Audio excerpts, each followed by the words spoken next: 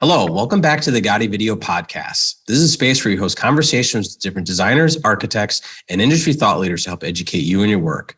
My name is Joe Agati, and I'm the COO and Director of Design here at Agati Furniture. For today's episode of the podcast, we have the opportunity to talk to two guests, each architects who have focused on library design for over 2 decades. Elisabeth Martin, principal of MDA Design Group, a firm that focuses on innovative library planning, architecture, and interior design. And Denelle Wrightson, an expert in architectural planning and design with experience with libraries.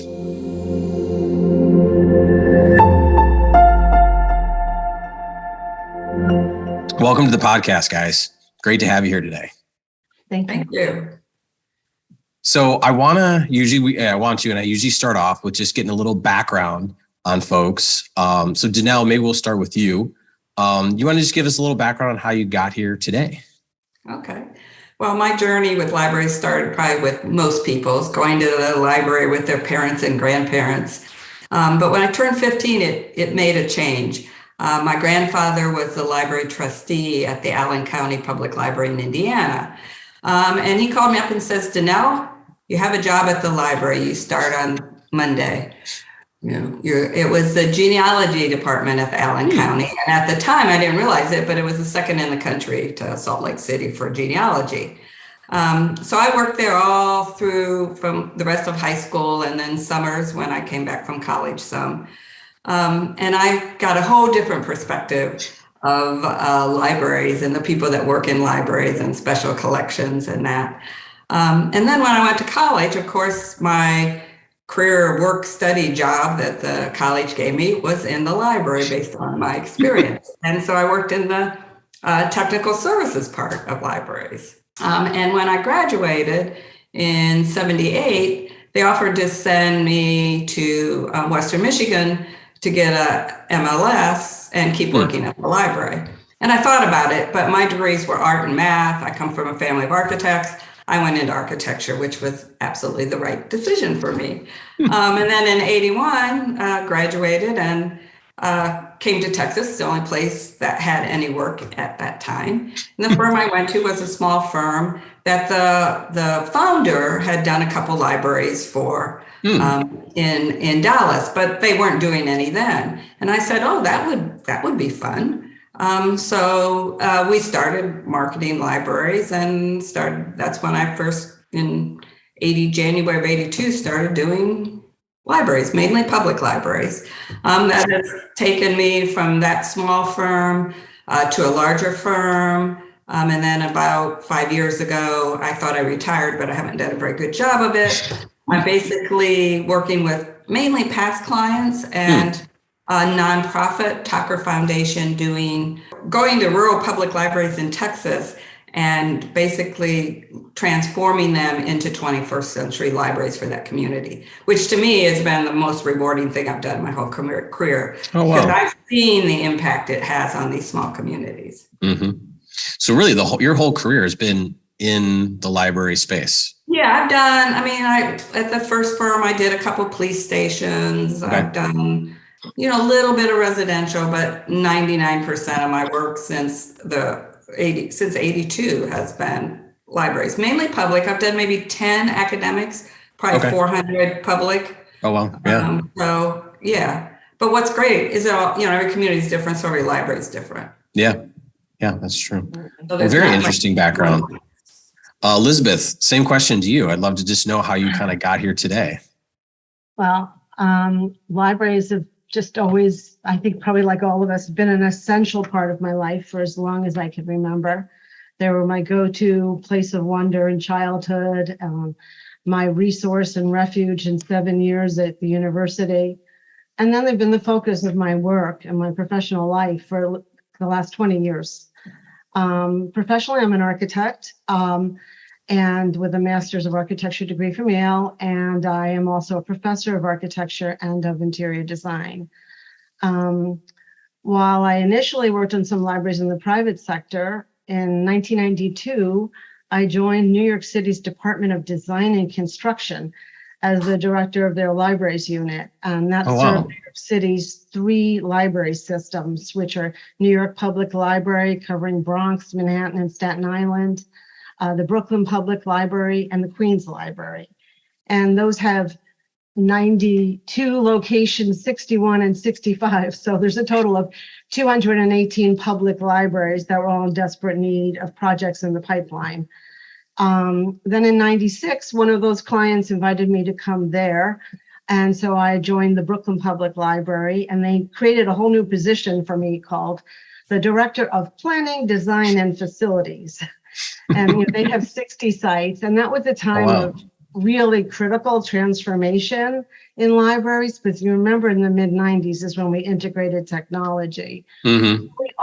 There was a tremendous transformation and lessons from the retail world on collection display, and we just renovated every one of those 60 buildings, and we also planned some new ones. It was 59 at the time, and then we planned some new ones. Oh, wow. So in a different way than Denelle, I lived in the library. My office was in the library. I was as concerned about cleaning and maintaining that library as designing it. So we restored 18 Carnegies. We restored the Central Library. It was a busy time. Yeah. And then in 2003, my partner and I formed MDA Design Group, which is focused on the planning and design of primarily public, but some academic libraries. And then like Denelle, I've been very active in the AIA and specifically ALA for decades.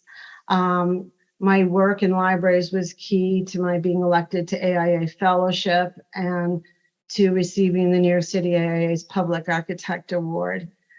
And over the last 3 decades, Denelle and I have each chaired many of the Library Association's committees on library design. So, yes. Those experiences and the many experiences in speaking and leading symposia and teaching about library design has just been phenomenally rewarding. Yeah. And you teach in Italy every year, right?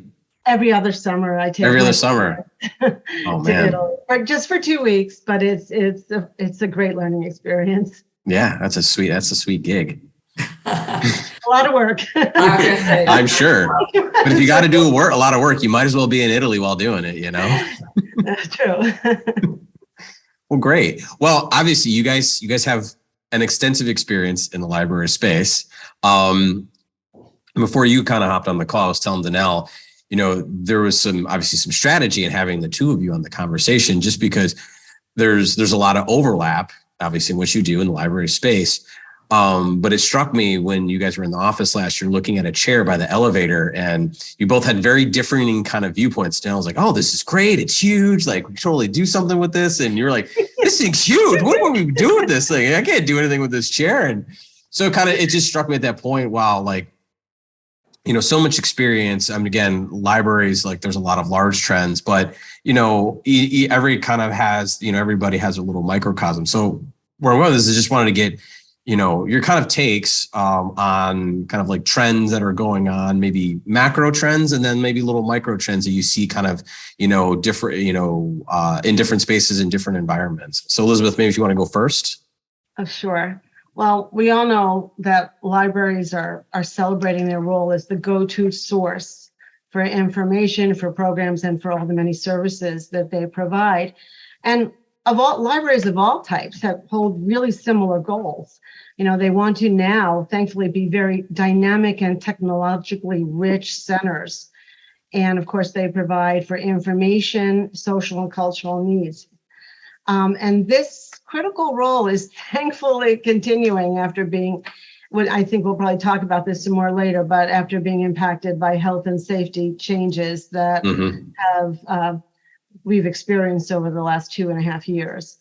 But as we know, the quiet environment of the library of the past has long ago given way to a library that's a bustling center of activity.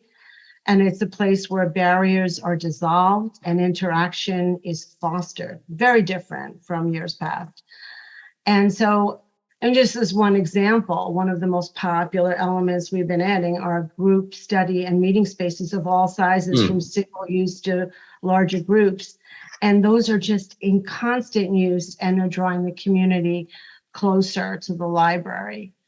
But libraries are now really key on being vibrant spaces and inviting spaces. And this is coming from a user focus and especially a highlighted focus on youth and youth spaces. But choice and variety in space are key attributes. And our environments are accommodating individual tasks, multitasking, and collaboration. So they're different space, and things that we thought of in the past as amenities, such as a cafe or a reading garden, courtyard, fireplace, gallery. These are now standard program elements in libraries. I have more to say, but I don't know if you would like to pop to Denelle or have me say a little more. Yeah, well, no, I think you're interested. You're hitting on some interesting things that I've seen and I've heard other people talk about, especially with youth. How it seemed like whatever, maybe it was 10 years ago. It's like, there was adult kids, or maybe that trend go back a little. Now it's like and I want to see toddlers, elementary, teen, young adults, tween. adult. Older adult, I think people are understanding that it's not just two, it's a lot, putting more pressure on the library in this space. Yeah. So Denelle, I guess, similar question to you, and I'd be really curious because we were talking, talked about before, it's like you work in, urban and rural in Texas is different than a lot of other parts of the country. So, interesting juxtaposition there. And Joe, I'd like to come back to just a couple of things you just said after, but Denelle share. But basically, I see most of the trends are there's four kind of categories, and I think both of you are touching on them. One is flexibility. It's always been there, but it's a little different now. It's more about mobility, opening and closing spaces to be used, creating places where, people especially in the rural libraries, we're not doing very many desktops where they used to have 12 and 14. We're doing a couple, and then we're doing laptops. So we can get more places and seating places and things for it. And like Elisabeth said, choices in spaces that you can choose to be by or away from people. In the early libraries that I worked in and that the librarians they wanted all the shelving in one area and all the seating in the other. Now they all meld and they change. And it's also about atmosphere. The libraries of the 50s, 60s, 70s, even some of the early 80s ones were very stark and sterile and quiet, they were still trying to be quiet places. Today, libraries have a hard task because there's people that want quiet space. They want active space. They want colorful, noisy. They want spaces like you were saying, Joe, for that 0 to 5, play and interactive. But then you get the older elementary, you want a different kind of space. And the junior high kids want a different kind of space. So having those different zones for learning, zones for creating, zones for collaborating, those didn't used to be. It was quiet table space. Yeah. And then it came in computers and collection. And now there's just all kinds of things.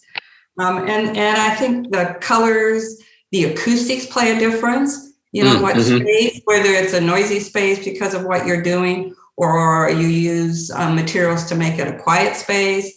I mean, people want variety. Again, Elisabeth's choice is actually right. People want choices. They want choices in size of chair, type of chair, depending what they came to the library for. I mean, even my little rural libraries, they may only have 5 or 6 lounge chairs in the whole library between teens, children, and adults, but all 5 are very different because that gives people choices. So I think all of that comes into play. That, as Elisabeth said, it's now a community gathering place. It's kind of, in my opinion, it's always been the most important building in a community, but even now more so, it's that neutral ground where people can come and share ideas. I'd like to just add to a couple of things that you said. When you were talking about this merging of what was normally a divided spaces in the library, we call that zones of use. And we really believe that you have to now plan for a very fluid layout that's transparent, open sight lines, and accepts change over time. And open. So when you say fluid, you're thinking like it needs to evolve. often, or we don't what do you guess? have the kind of separated spaces in the libraries that we're planning now that existed 20 years ago. Whether it's a visual sight line through a glass wall, or whether it's open spaces where you have really great sight lines and the spaces kind of flow from one to another. I mean, you do have to strongly consider acoustics, as Denelle said. But the libraries are generally open and more infused with natural light, and are, by being in that kind of flowing fluid layout, they're showcasing the activity to the users as they come in. And they are also, as Denelle mentioned, employing a lot of vibrant color and form, thankfully, which dramatically transform the look and feel of the space and make it more welcoming. And then in choosing furniture and finishes, I know Denelle and I both prescribe to this, but we believe it is never necessary to sacrifice longevity in order to achieve beautiful results. The contract design industry has really expanded its offerings to include beautiful and durable options for fabric, floor finishes, wall surfaces, and even furnishing. And these products address our goals for sustainability, comfort, and durability. And when you make the right design choices. And then I mentioned sustainability, and I just want to hit that one home again, that as a good citizen and as a model for the community, the library really should demonstrate its value of respect for the environment. With visible strategies on display. And the lessons can come from the technological systems, the programs, the materials that they showcase, and even the visible efficiency of the infrastructure. And I think that that's a key goal that all people involved in library design are paying a lot of attention to now. And it's especially important now, as we talk about heightened ventilation systems and everything else that is part of our goal now. Yeah, no, that all makes sense. I want to jump back to something because both of you guys brought up, obviously there's a lot of overlap, but there are two key things I want to pick up on there because Elisabeth, you talked about fluid, Denelle, you talked about flexibility, you both talked about acoustics, and it seems like, we haven't really touched on that subject before in the past, but it seems like, dealing with fluid / flexibility and how do you manage, especially across all the different groups you're trying to bring into a space, talking about examples of how do you manage acoustics? How are you guys, tackling those problems right now? Yeah, it's really picking the right materials and the right forms.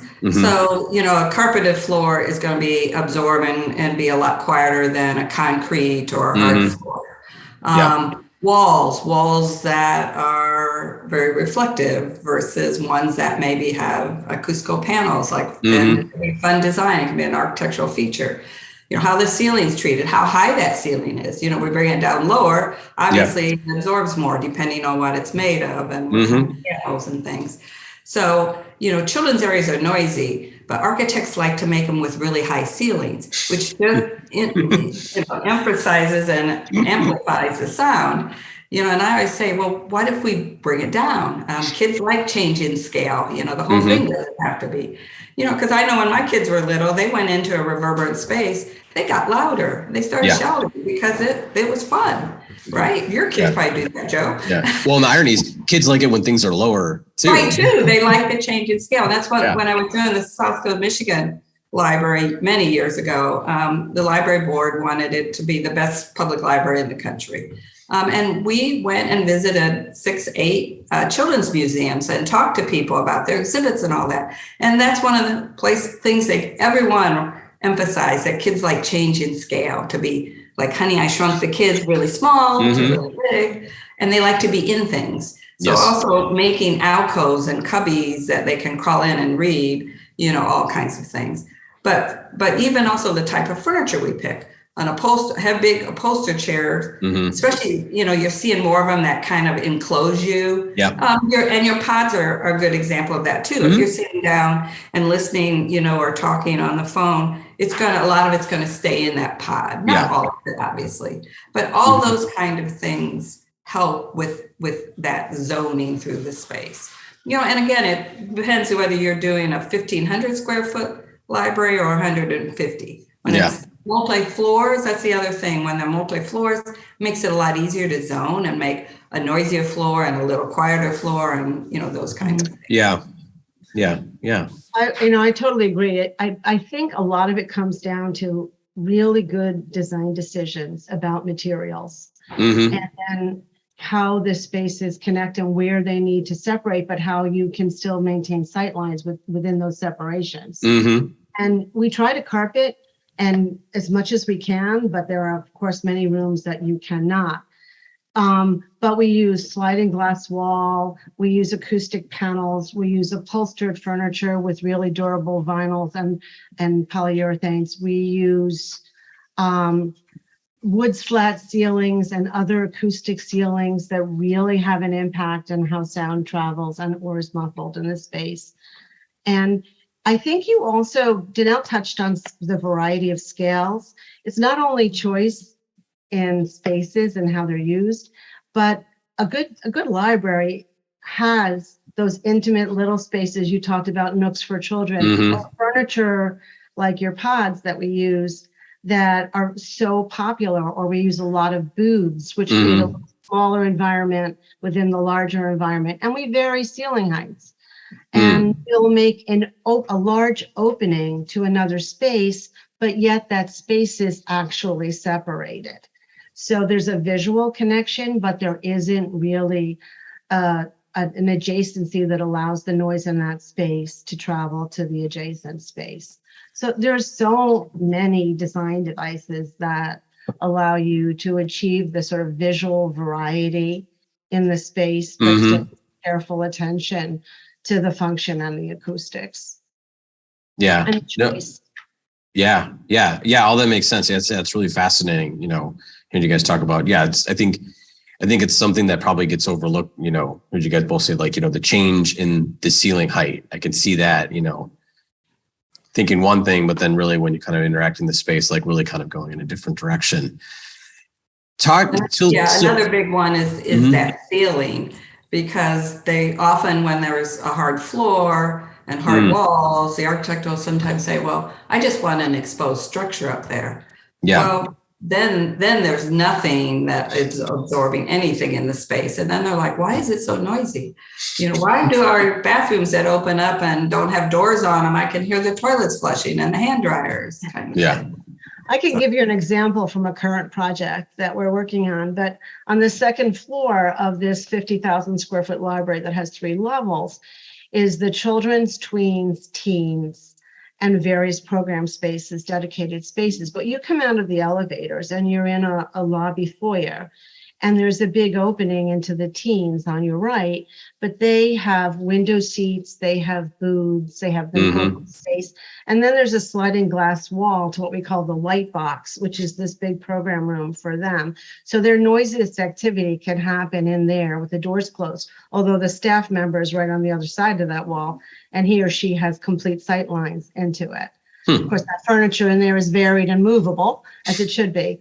And then if you walk straight ahead, there's a tween space, which is in a higher ceiling space, and the adjacent to that, and the service desk is there, and there's the big children's space. And in the front, though, there's a space with soft sofas and story hour and window seats that has a different ceiling height. And behind that children's space is a big program room. So the program room for crafts and other activities has a beautiful vinyl floor. You wouldn't believe it's vinyl, and really durable materials. The reading room has carpet. The ceilings vary. There are spaces that are enclosed. There are spaces that are open. But when you come out of the elevators, you sense all of it. And then you go to where you choose to be and partake in what it offers. Interesting. I want to keep going on trends, but I want to kind of give it a different perspective. Obviously over the past few years, we'll call it 2.5 years-ish COVID kind of world. Things have changed. Obviously, we're kind of going in a different direction with it. So I don't know if I would want to say we're on the other side of it, but I guess I wanted to get your guys' take on COVID, we're here now. What would you say are things that like, I'm glad they're gone, and then also what is like, hey, what were the happy accidents or silver linings that I really want to see stay? Should I go for it? Sure. Go ahead and start. I have probably a different perspective. Maybe. Although we're all trying to return libraries to their former levels of service, sure, COVID is still very much in conversation. And the advent of monkeypox now has us all kind of wondering if we're going to be managing public space continually during a communicable virus. It's a tough one.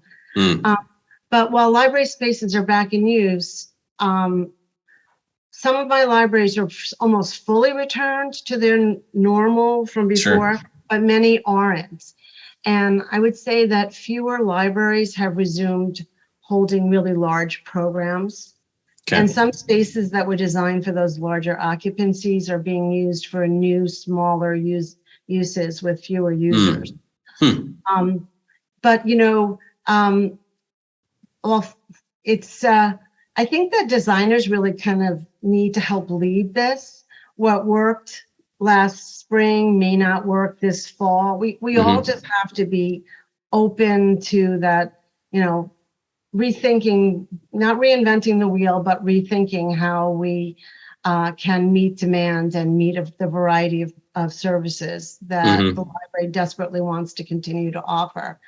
But one thing that was a silver lining were these online programs, such as book discussion group on Zoom.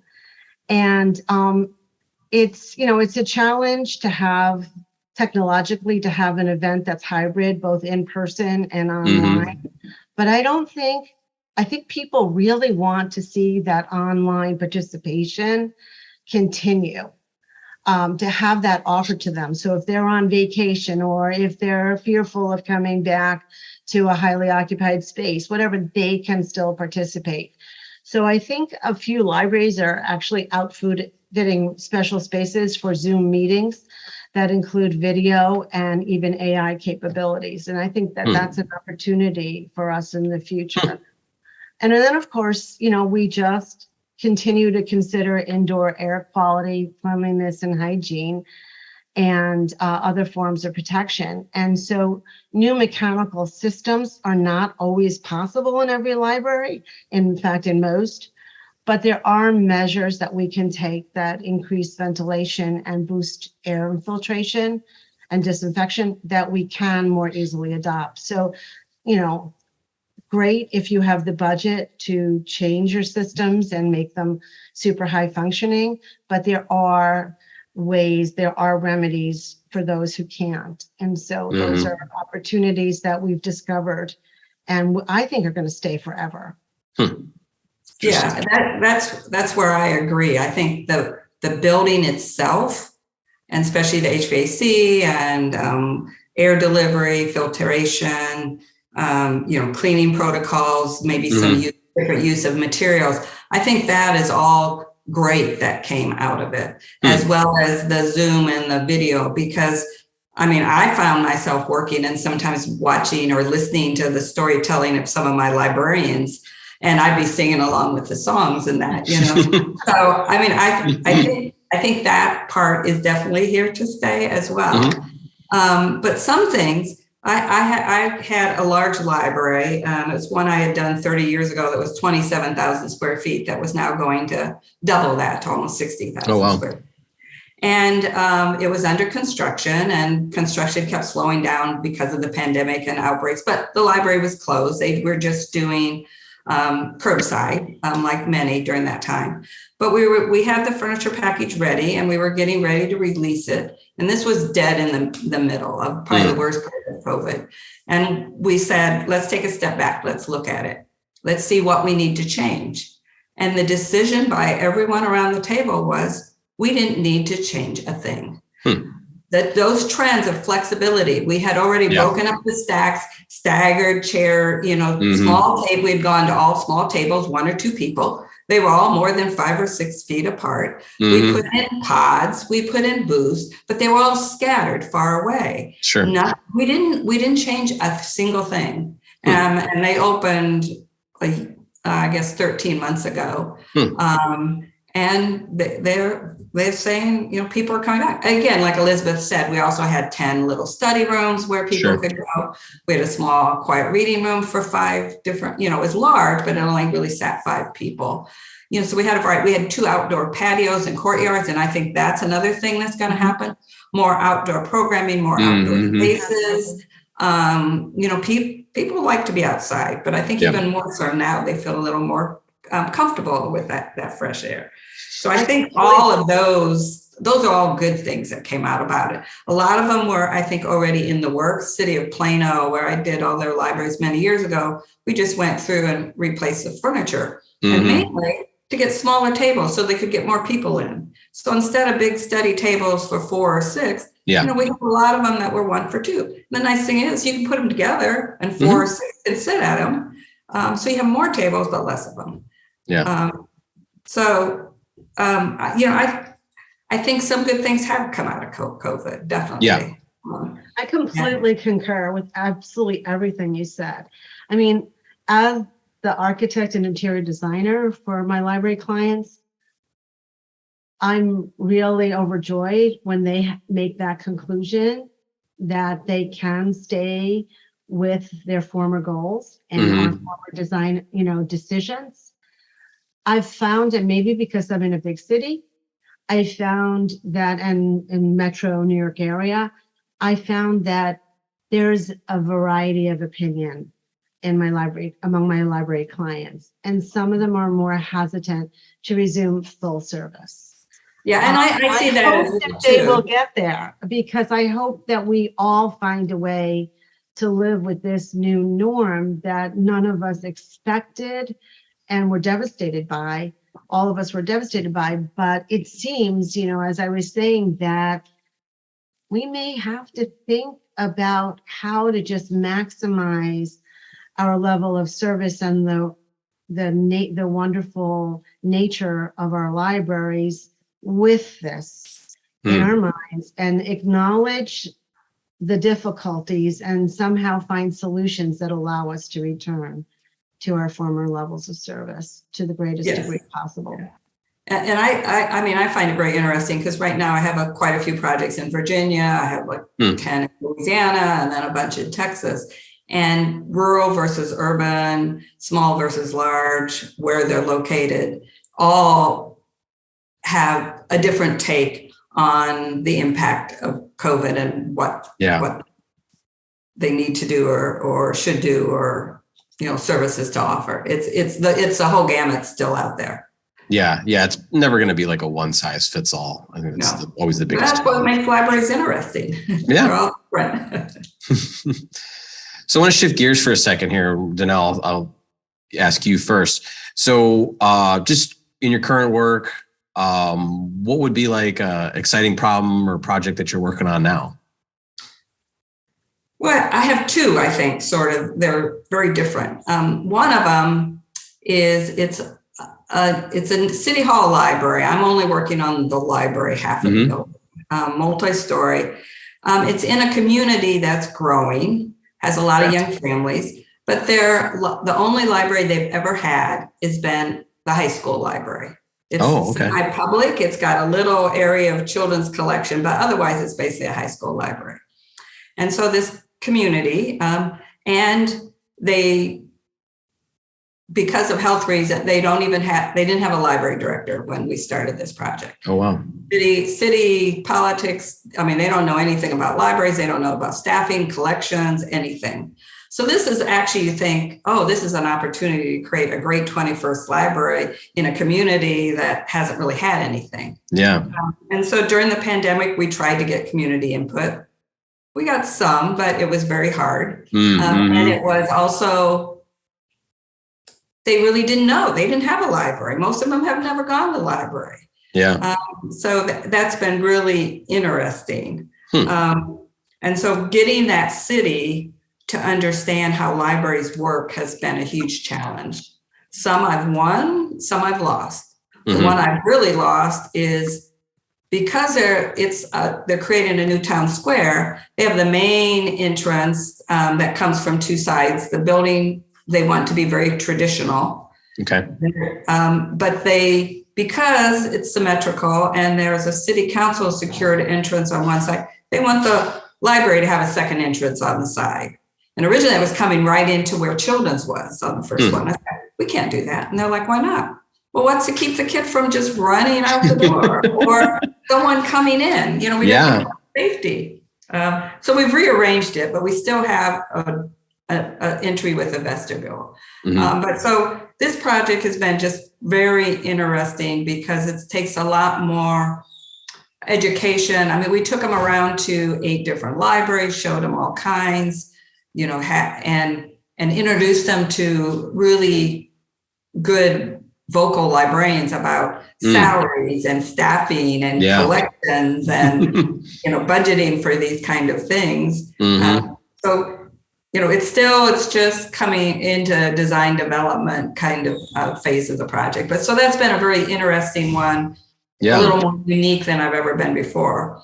And then the other ones tend to be those talker ones, because when I was representing ALA at IFLA for 4 years, I got to go around, you know, all over the world to conferences and meet librarians from all over. And one of the things that really was happening everywhere, I mean, I think a lot of people that haven't traveled and visited libraries, like both of you have, don't realize that other parts of the world, they're way ahead of us.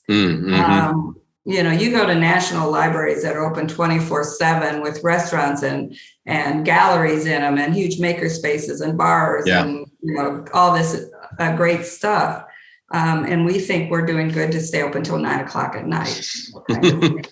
I have a few libraries that stay open a little later, but some of the things I learned, I've really been able to apply to these small rural ones where we can put the shelving on casters and make everything mobile. You know, if we can build a study room, great. Usually we can't. Usually they have no money to do any of the construction part of it. And we're just doing finishes and furniture.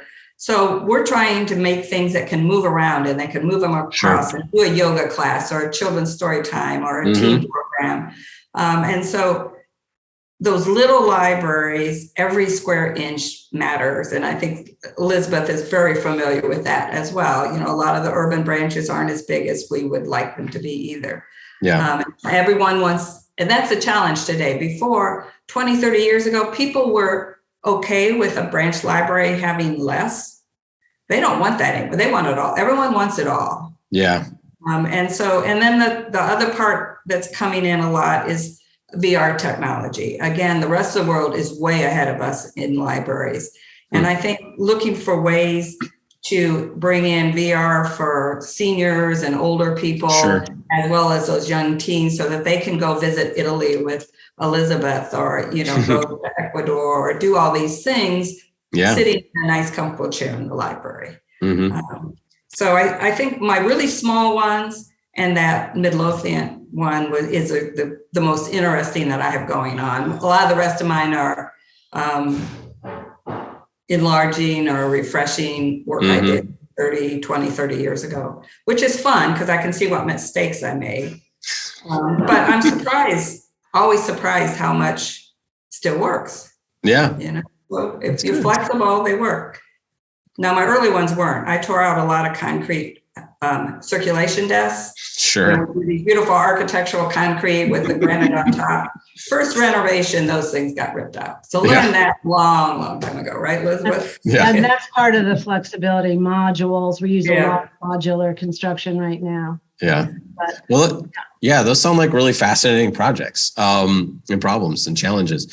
Elisabeth, same thing to you. What do you got going on? What would be some interesting challenges you're tackling? We have three very different projects ongoing. One is a small library that's about to enter construction.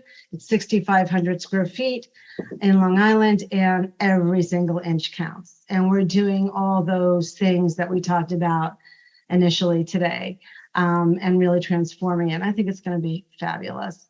The next is the third phase of a renovation of a larger library in Long Island, and the final phase, thank you. And that's about 40,000 square feet. And now we're doing the children's room, the media, and all the public programming, event, and auditorium spaces. But the fun one is the one I mentioned, the second floor. They're all fun, but the one that really has me going morning, noon, and night because of the client's goals is this 45,000 square foot new library. They actually knocked down the existing and they're just starting construction on this new library. Oh, wow. But what makes it so amazing to work on is the client's can-do spirit. There is nothing they don't want to do. And they want to innovate in every single way they can.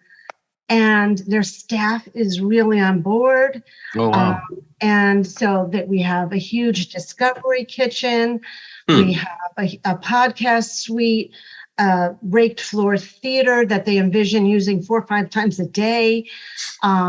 There's meeting rooms, classrooms, galleries, maker spaces, STEM workshops, glassed-in quiet study rooms, a sunroom with a fireplace, reading gardens. Oh, cool. 24/7 reservations, locker reservation system, automated book return. Their welcome desk is their patron experience center. They have a front porch. They have a side garden, a back garden. I mean, there's just so much going on. And it's just such a pleasure to help them brainstorm on how to really make this library everything it can be for that community. So that's fun. And then we have a library, the client, we've been doing a lot of visioning for them, and we're about to do a big presentation. And I'm not going to name the client, but it's on an island, and it's for an institution that you would normally not think of wanting a library. And for their collection and their instruction to their huge staff. And I can't wait. Hopefully after the presentation, we'll have that one to work on as well too. Yeah, those all sound really exciting. All sound like great stuff.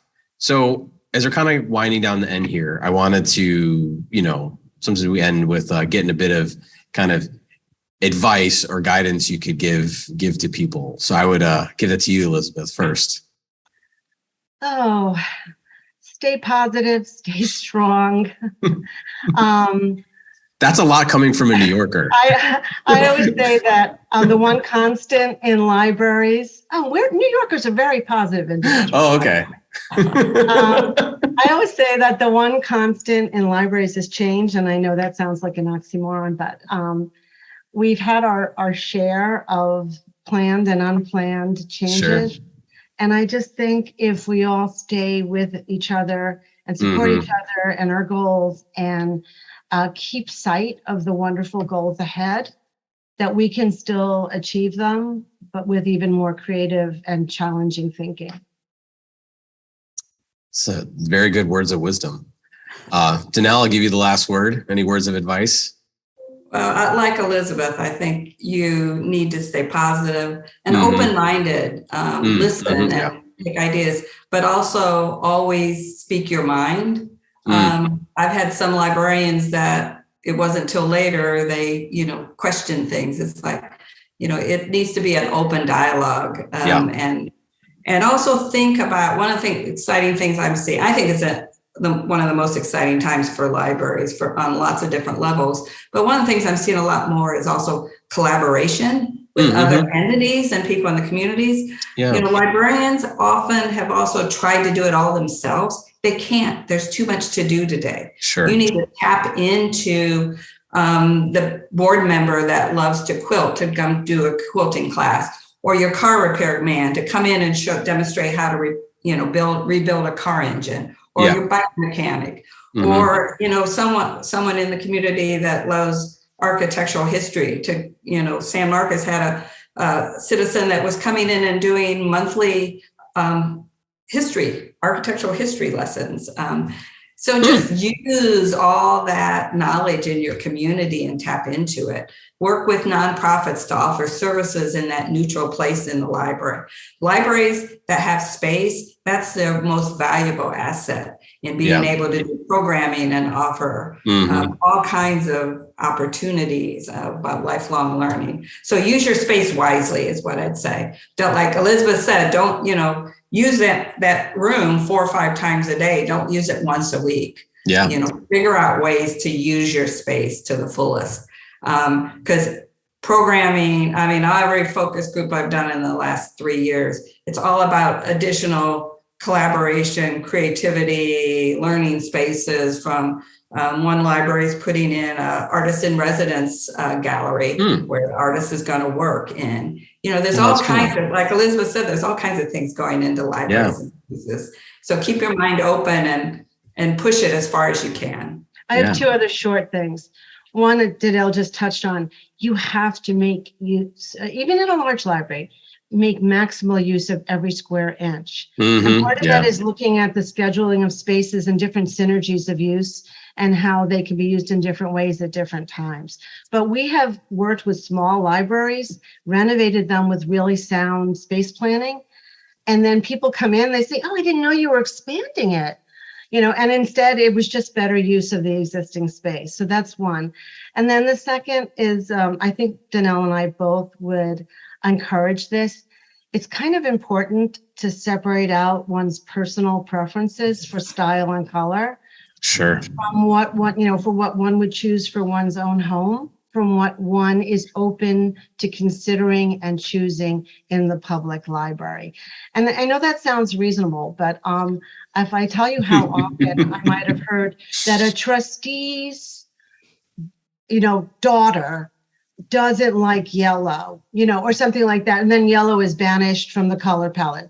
It's really important. Color and form have such tremendous impact in the results that if we could all just remember, this is an institution for the public, serving the public, and it's not our own personal home. And we should just be open to experimenting and creative solutions. Definitely. Well, thank you guys. This was a really great episode. I really appreciate the time today. Thank you. Thank you. It's been fun.